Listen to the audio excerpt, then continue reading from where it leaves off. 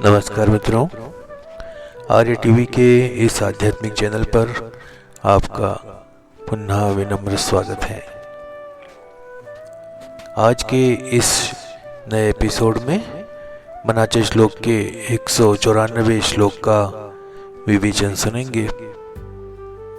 तो आइए शुरू करते हैं आज का एपिसोड। आज का श्लोक इस प्रकार है। वसेरुधई देव तो कौन कैसा, पुरे आदरे साधकू प्रश्न ऐसा, देह टाकिता देव कोठे रहा तो, परी मागुता ठाव कोठे पाहतो। मराठी भावार्थ ऐकूया। देव मनामध्ये वसतो, पण तो नक्की कसा आहे हे जाणून घेण्यासाठी एक साधक अत्यंत आदराने प्रश्न विचारत आहे। देह टाकल्यानंतर म्हणजे मृत्यूनंतर तो देव कुठे जातो आणि जर देवाला मागितलं तर त्याचा ठाव ठिकाणा कुठे आहे, तो कुठे दिसतो। यातून साधकाची एक उत्कट जिज्ञासा व्यक्त होत आहे। देव नक्की कुठे आहे, तो कसा आहे आणि मृत्यूनंतर त्याचं काय होतं, असं प्रश्न विचारत आहे। हिंदी भावार्थ सुनते हैं। अगर भगवान हमारे हृदय में वास करते हैं तो वो कैसे दिखते हैं, ऐसा एक साधक श्रद्धा से प्रश्न करता है। जब शरीर नहीं रहता, मृत्यु हो जाती है, तब भगवान कहाँ रहते हैं, और जब हम उनसे कुछ मांगते हैं तो वे किस जगह से हमें दिखाई देते हैं। यह श्लोक एक साधक की गहराई से की गई ईश्वर की खोज को दर्शाता है। वो भगवान के स्वरूप और स्थान को समझना चाहता है। आइए इसका विवेचन सुनते हैं। प्रथम दो पद देखते हैं। वसे हृदयी देव तो कौन कैसा, पुसे आदरे साधकू प्रश्न ऐसा।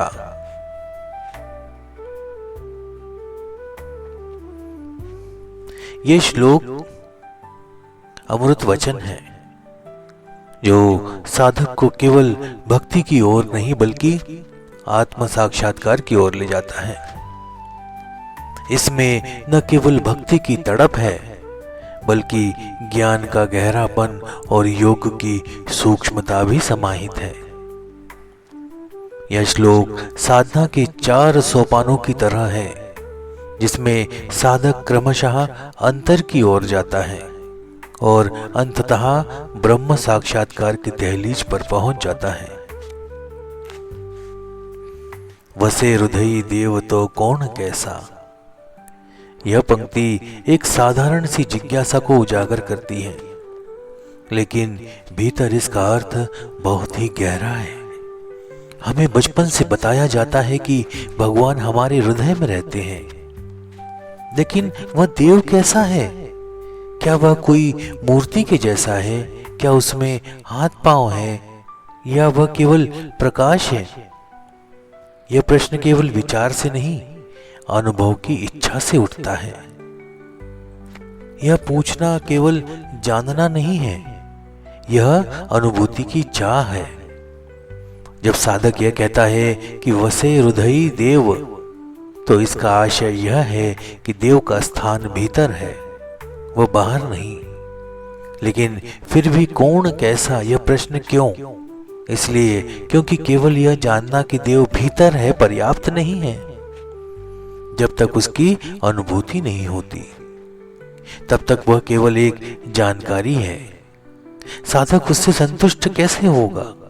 इसलिए वह पूछता है वह कैसा है, उसका स्वरूप क्या है, वह दिखता क्यों नहीं।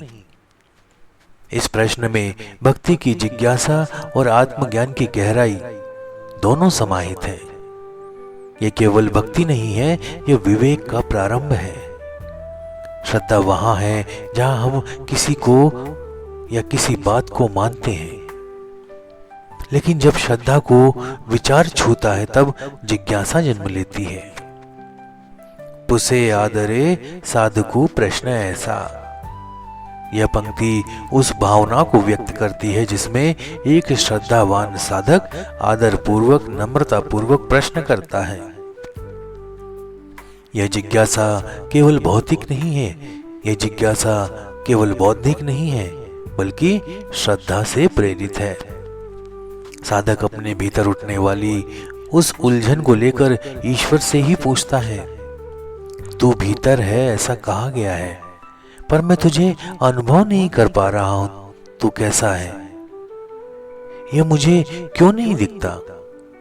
जब यह प्रश्न उठता है तब साधक केवल जानने की चेष्टा नहीं करता, वह अनुभव करने की तीव्रता से भर जाता है।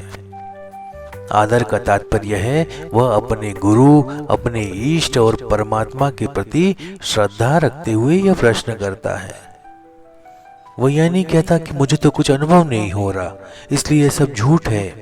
नहीं, वह कहता है मुझे अभी अनुभव नहीं हुआ, लेकिन तुमने कहा है कि वह भीतर है तो मैं उसे जानना चाहता हूं। यही सच्ची साधना की शुरुआत होती है। अगला पद है देह टाकिता देव कोठे रहा तो। यह चरण साधना की अगली अवस्था को दर्शाता है। अब साधक अपने शरीर की ओर ध्यान देता है। क्या यह देव शरीर में है, सिर में है, हृदय में है, नाभि में है, कहां है वह? लेकिन जब शरीर के प्रत्येक अवयव को देखता है तब भी वह देव उसे नहीं दिखता।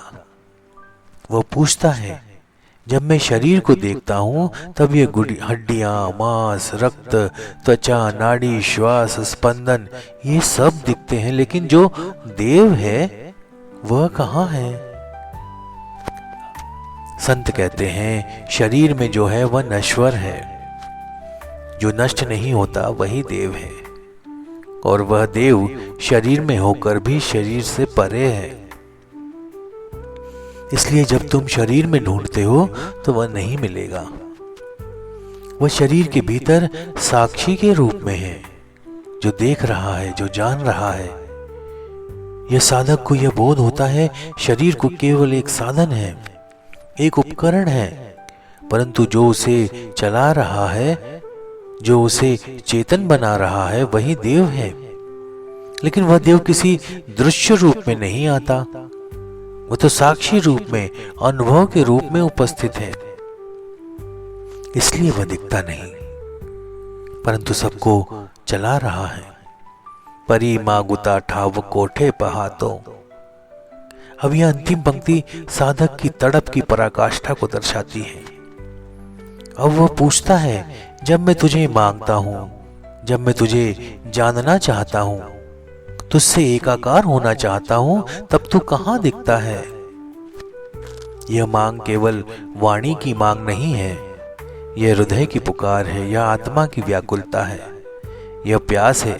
जैसे चातक को केवल स्वाति की बूंद चाहिए, जैसे मछली बिना जल के तड़पती है, वैसे ही अब साधक उस देव के लिए तड़प रहा है। वह कहता है, मैं तुझे मांगता हूं लेकिन तू कहीं दिखता क्यों नहीं? अब प्रश्न केवल बौद्धिक नहीं रहा, यह प्रश्न अब जागरूकता का बन गया है। साधक अब पूरी तरह अंतर्मुख हुआ है। अब वह बाहर कुछ नहीं ढूंढ रहा, सब भीतर देख रहा है। देव का ठाव कहाँ है, रहता कहाँ है? यह प्रश्न उस अज्ञान को दर्शाता है जहां हम समझते हैं कि देव को किसी स्थान में बांधा जा सकता है। लेकिन संत हमें बताते हैं देव किसी एक जगह में नहीं है, वह सब जगह है, वह सबके भीतर है। वह स्थान में नहीं है, स्थिति में है। यह स्थिति क्या है? स्थिति वह है मन की निर्मलता, अहंकार की शून्यता, चैतन्य का बोध, एकत्व की अनुभूति। जब मन शांत होता है, जब इंद्रियां अंतर्मुख होती है, जब हृदय प्रार्थना पूर्ण होता है, तब वही ठाव प्रकट होता है। देव का ठिकाना कोई मंदिर, कोई तीर्थ, कोई मूर्ति नहीं है। वो तो तुम्हारे भीतर के मौन में, तुम्हारी चेतना के केंद्र में। परंतु जब तक मन बाहर दौड़ता है तब तक वह नहीं मिलेगा। जब मन रुकता है तभी वह ठाव ठिकाना प्रकट होता है। रामदास स्वामी के इस श्लोक में कोई उत्तर नहीं दे रहे, वे केवल प्रश्न पूछ रहे हैं ताकि साधक स्वयं भीतर जाए, खोज करे, अनुभव करे। यही संत मार्ग है। वे उत्तर नहीं देते, वे प्रश्न देते हैं ताकि उत्तर साधक के भीतर से निकले। इस श्लोक को साधक जब बार बार पढ़ता है तब और उस पर ध्यान करता है तब यह श्लोक साधना की कुंजी बन जाता है। यह श्लोक केवल एक कविता नहीं है, यह एक ध्यान सूत्र है। इसे जपने से, इसे समझने से, इसके साथ बैठने से भीतर का मार्ग खुलता है। वसे हृदय देव, यह कथन एक उद्घोषणा है कि लेकिन वो कौन है, वह कैसा है, यह प्रश्न है। शरीर में खोजने पर वह नहीं मिलता, यह विवेक है। और जब मांगते हैं तब वह कहाँ है, यह साधना की पुकार है।